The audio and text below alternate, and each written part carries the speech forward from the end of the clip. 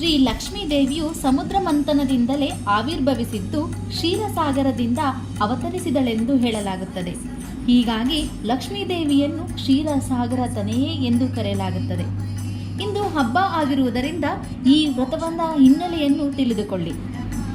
ಶ್ರಾವಣ ಮಾಸದ 2ನೇ ಶುಕ್ರವಾರ ವರಮಹಾಲಕ್ಷ್ಮಿಯ ವ್ರತವನ್ನು ಆಚರಿಸಲಾಗುತ್ತದೆ. ಸಂಪತ್ತಿನ ಅಧಿದೇವತೆ ಲಕ್ಷ್ಮಿಯನ್ನು ಈ ದಿನ ಪೂಜಿಸಿದರೆ ಅಷ್ಟ ಐಶ್ವರ್ಯ ಪ್ರಾಪ್ತಿಯಾಗುತ್ತದೆ ಎಂದು ಹೇಳಲಾಗುತ್ತದೆ. ಈ ಹಿನ್ನೆಲೆ ವರಮಹಾಲಕ್ಷ್ಮಿ ಹಬ್ಬವನ್ನು ಇಂದು ಶುಕ್ರವಾರ ಎಲ್ಲೆಡೆ ಆಚರಿಸಲಾಗುತ್ತದೆ. ಲಕ್ಷ್ಮೀ ದೇವಿಯನ್ನು 8 ರೂಪಗಳಾದ ಸಂಪತ್ತಿಗೆ ಹೋಲಿಸಲಾಗಿದೆ.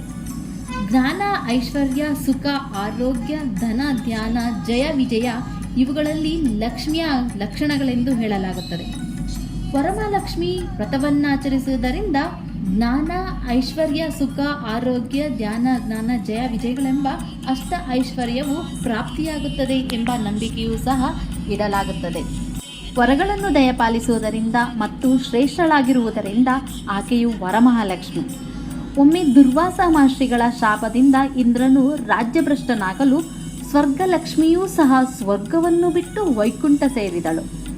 ಆಗ ಪರಮ ದುಃಖಕ್ರಾಂತರಾದ ದೇವತೆಗಳೆಲ್ಲರೂ ಚತುರ್ಮುಖ ಬ್ರಹ್ಮನನ್ನು ಮುಂದಿಟ್ಟುಕೊಂಡು ವೈಕುಂಠದಲ್ಲಿ ಪರಮಾತ್ಮನನ್ನು ಶರಣು ಹೊಂದಿದರು. ಪರಮ ದಯಾಳುವಾದ ವಿಷ್ಣುವಿಗೆ ಅಗ್ನಿಯಂತೆ ದೇವತೆಗಳೆಲ್ಲರೂ ಸಹ ದಾನವರೊಂದಿಗೆ ಅಮೃತಕ್ಕಾಗಿ ಕ್ಷೀರ ಸಮುದ್ರವನ್ನು ಮತಿಸಲು ನಿತ್ಯ ಶುದ್ಧ ಬುದ್ಧ ಮುಕ್ತ ಸ್ವರೂಪಳು ನಿತ್ಯ ಸಿದ್ಧಳೂ ಆದ ಮಂಗಲಾದೇವತೆಯ ಮಹಿಮೆಯನ್ನು ವರ್ಣಿಸುವ ಶಾಸ್ತ್ರಗಳಲ್ಲೇ ಆಕೆಯನ್ನು ಕ್ಷೀರ ಸಮುದ್ರ ಸಂಭವೆ, ಸಮುದ್ರ ರಾಜನ ಪುತ್ರಿ, ಚಂದ್ರನ ತಂಗಿ, ಸೂರ್ಯಕುಂಡದಲ್ಲಿ ಉದ್ಭವವಾದಳು, ಕಮಲದಲ್ಲಿ ಆವಿರ್ಭವಿಸಿದಳು ಇತ್ಯಾದಿ ಅಭಿಪ್ರಾಯಗಳನ್ನು ಕಾಣುತ್ತೇವೆ. ವರಮಹಾಲಕ್ಷ್ಮಿ ವ್ರತವನ್ನು ಅತ್ಯಂತ ಮಹತ್ವದ ಮತ್ತು ಶಕ್ತಿಯುತವಾದ ಆಚರಣೆ ಎಂದು ಪರಿಗಣಿಸಲಾಗುತ್ತದೆ. ಏಕೆಂದರೆ ಶಿವನು ಪಾರ್ವತಿಗೆ ವ್ರತವನ್ನು ಮಾಡಲು ಹೇಳಿ ಮತ್ತು ಅದರ ಪ್ರಾಮುಖ್ಯತೆಯ ಬಗ್ಗೆ ಹೇಳಿದನು.